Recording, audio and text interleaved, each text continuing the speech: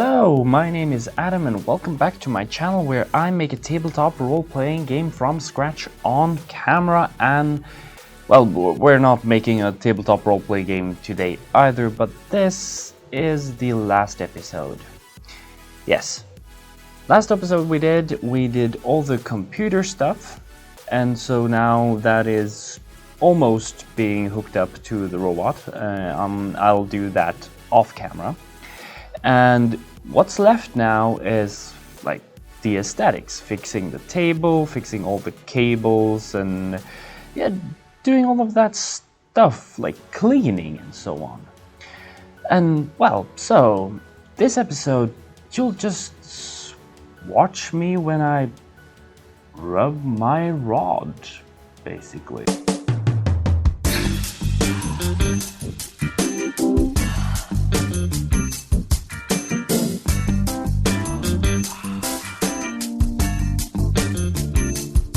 Well, we're not doing that all episode, but I'm doing all the finishing touches today, and it's just going to be a chill episode. So sit back, relax, and watch while I do all the finishing touches on this robot. Please enjoy.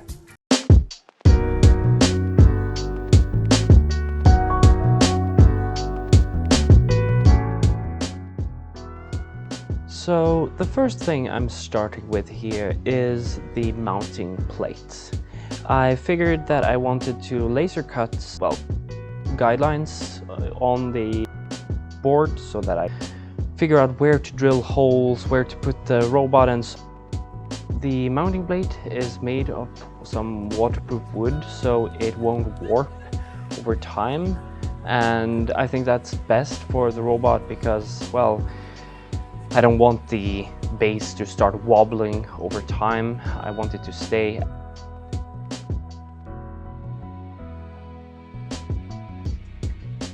Now I'm drilling the holes, and I did a really poor job on holes. First of all, I of course made the template 45 in wrong rotation so that the robot aligned properly with the board.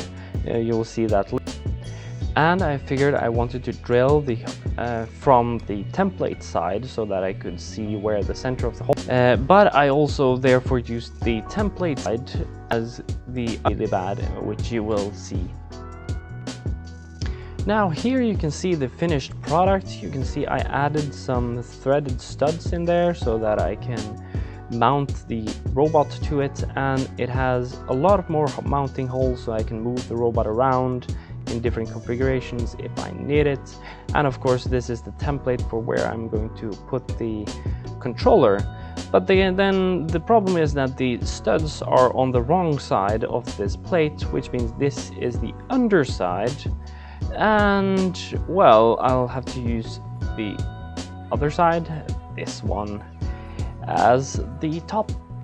As you can see, it's not very good, made bad when the drill went through, and of course I dropped it a few times so that it got a few scratches.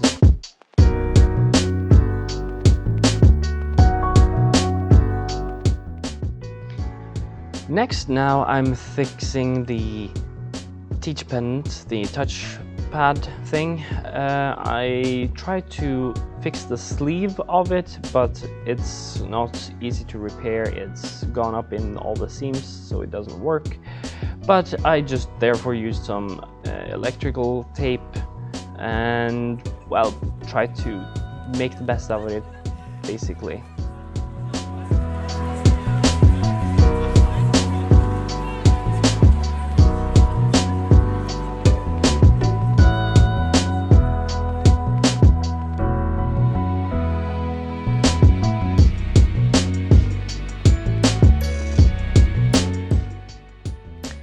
And well, just mounted this plate back together. I'm looking into if I could maybe fix this plate somewhat more so that maybe I could take out the emergency button and place it somewhere closer, maybe change out this screen to something that is a little bit cooler. But I'll do that if if I can find anything. For now, this is, well, it's pretty good. I like it. Yeah.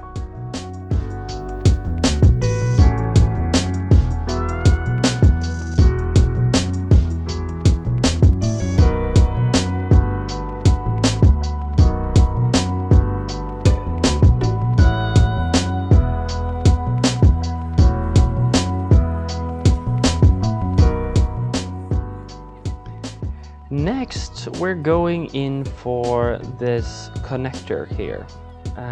The connector, as you can see on the hinge right there, you can see hinge is broken. So yeah, I just wanted to repair that. Now the whole connector here is plastic, so it couldn't be repaired, but I figured out that the newest controller that I showed a couple of episodes ago, it has a metal one. And so just taking out this connector here, replacing it with the metal, that was the easiest solution that I could come up with.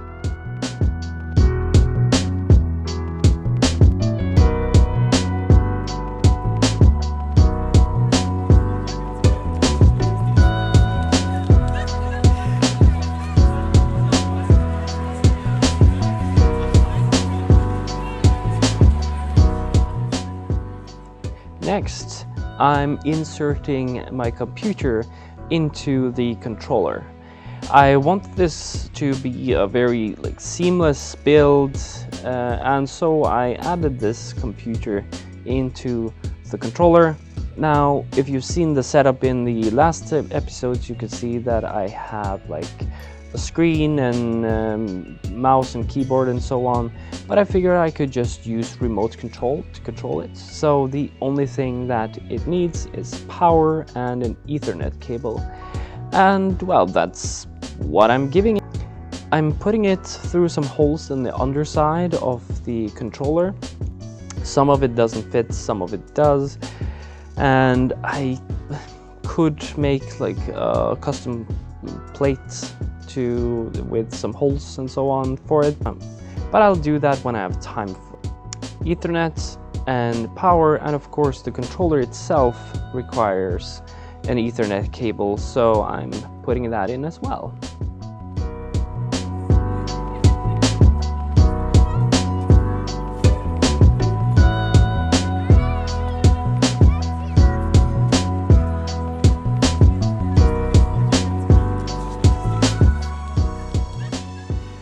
Next, we have the router. So I use some double-sided tape here to fix the router to the controller so that, yeah, you get a more seamless build. The problem here is that 5 minutes after I put this tape on, the router falls off because the tape isn't strong enough. I would want to have some mounting holes on the back side of the controller, but in order to make those holes, I would have to take out everything inside the controller, and I just don't want to do that right now. So, well, using tape for now is good.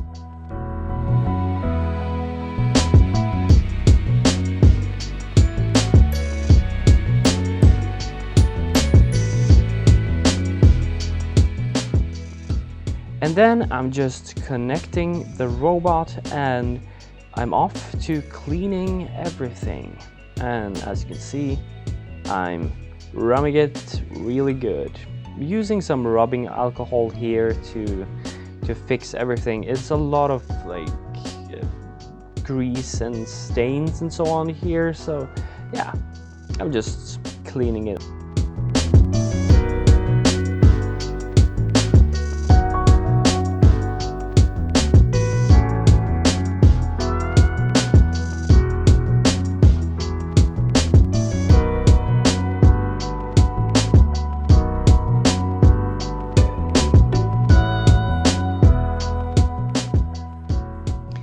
Now, when I was finished cleaning the end caps, I started to spray paint them.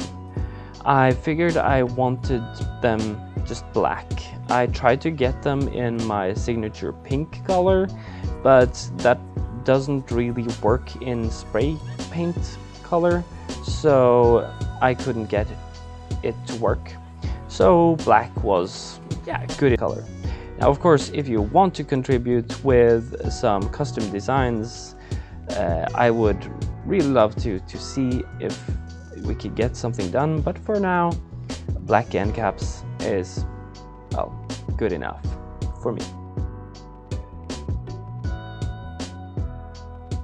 And here you can see the robot in its final form. You can see it's pretty clean, it's really nice, and got a fresh paint job. And as you can see, it's mounted 45 degrees in the wrong direction because I didn't do it correctly. And the controller is right here with the router, which will fall in about 3 minutes time. And that's it for this episode. Please like and subscribe to see more. And as I said earlier, this is the last episode of my robot. As you can see, it's going really good and I'm doing all the finishing touches. And in the next episode, we'll start fresh with some role-playing games and do some, well, drawing again, finally. So please hit that like button and subscribe, and see you later.